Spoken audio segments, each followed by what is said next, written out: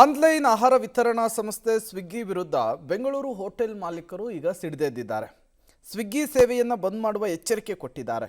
Online food delivery ಸಂಸ್ಥೆಯಿಂದ food ಆರ್ಡರ್ಗಳಿಗೆ commission, discount, ವಿವಿಧ ಕಡಿತಗಳಿಂದ hotel ಲಾಭ ಕುಸಿತ ಕಾಣ್ತಾ ಇರೋ ಹಿನ್ನೆಲೆಯಲ್ಲಿ ಹೋಟೆಲ್ ಮಾಲೀಕರಿಗೆ ಆರ್ಥಿಕ ಹೊಡೆತ ಹೆಚ್ಚಾಗ್ತಿದೆ.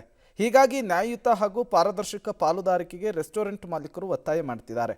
ಮಾಲೀಕರ ಅನುಮತಿ ಇಲ್ಲದೆ ಡಿಸ್ಕೌಂಟ್ ಬೇಡ ಅಂಥೇಳಿ ಆಗ್ರಹವನ್ನು ಕೂಡ ಮಾಡಿದ್ದಾರೆ. ಅಲ್ಲದೆ ಜಾಹೀರಾತು ಶುಲ್ಕ, ಪೇಮೆಂಟ್ ಗೇಟ್ವೇ ಶುಲ್ಕದಲ್ಲಿ ಪಾರದರ್ಶಕತೆ ಬೇಕು. ಗ್ರಾಹಕರ ದೂರು ಬಂದ ತಕ್ಷಣ ಹಣ ಕಡಿತ ಮಾಡಬಾರ್ದು. ಆಹಾರ ಸಿದ್ಧವಾದ ಬಳಿಕ ಆರ್ಡರ್ ರದ್ದಾದರೆ ನಷ್ಟದ ಹೊರೆ ರೆಸ್ಟೋರೆಂಟ್ಗೆ ಬೇಡ. ಎಲ್ಲ ಕಡಿತಗಳ ಸ್ಪಷ್ಟ ಸ್ಟೇಟ್ಮೆಂಟ್ ವರದಿಯನ್ನು ಕೊಡಬೇಕು ಅಂಥೇಳಿ ಒತ್ತಾಯ ಮಾಡಿವೆ.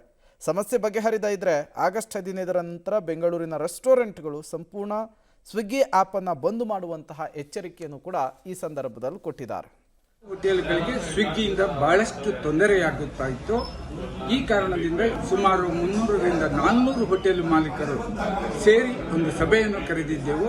ಇಲ್ಲಿ ಇನ್ನು 15 ದಿನಗಳ ಒಳಗಡೆ ನಮ್ಮ ಸಮಸ್ಯೆಗಳಿಗೆ ಸರಿಯಾದ ಮಾರ್ಗಸೂಚಿ ಬರದೇ ಇದ್ರೆ, ಸಮರ್ಪಕವಾದ ಉತ್ತರ ಸ್ವಿಗ್ಗಿಯವರು ಕೊಡದೇ ಇದ್ರೆ, ನಾವು ಆಗಸ್ಟ್ 15 ಸ್ವತಂತ್ರ ದಿವಸದಂದು ಸಂಪೂರ್ಣ ಸ್ವಿಗ್ಗಿಯನ್ನೇ ಎಲ್ಲ ಹೋಟೆಲ್ಗಳಲ್ಲಿ ಬಂದ್ ಮಾಡಲಿದ್ದೇವೆ. ನಮಗೆ ಆಗುತ್ತಿರುವ ತೊಂದರೆಗಳಿಗೆ ಸರಿಯಾಗಿ ಸ್ಪಂದಿಸಬೇಕು ಹಾಗೂ ಇನ್ನು ಮುಂದೆ ಯಾವುದೇ ರೀತಿಯಲ್ಲಿ ಹಣದಲ್ಲಿ ಕಡಿತವಾಗುವುದು, ಹೆಚ್ಚುವರಿ ಡಿಸ್ಕೌಂಟ್ ಮಾಡುವುದು, ಅಡ್ವರ್ಟೈಸ್ಮೆಂಟ್ ಚಾರ್ಜಸ್ ಹಾಕುವುದು, ಈ ರೀತಿಯ ತೊಂದರೆ ಮಾಡುವುದರಿಂದ ಗ್ರಾಹಕರಿಗೂ ಇದು ಹೊರೆ ಆಗ್ತಾ ಇದೆ, ಹೋಟೆಲ್ ಮಾಲೀಕರಿಗೂ ಬಹುದೊಡ್ಡ ಹೊರೆ ಆಗ್ತಾ ಇದೆ. ಇದನ್ನು ಸಂಪೂರ್ಣವಾಗಿ ನಿಲ್ಲಿಸಬೇಕು ಅಂತ ಸ್ವಿಗ್ಗಿಯವರನ್ನು ಕೇಳ್ಕೊಳ್ತೇವೆ. ಕೆಲವೇ ದಿನದಲ್ಲಿ ಅವರ ಜೊತೆ ಮಾತುಕತೆ ಮಾಡ್ತೇವೆ.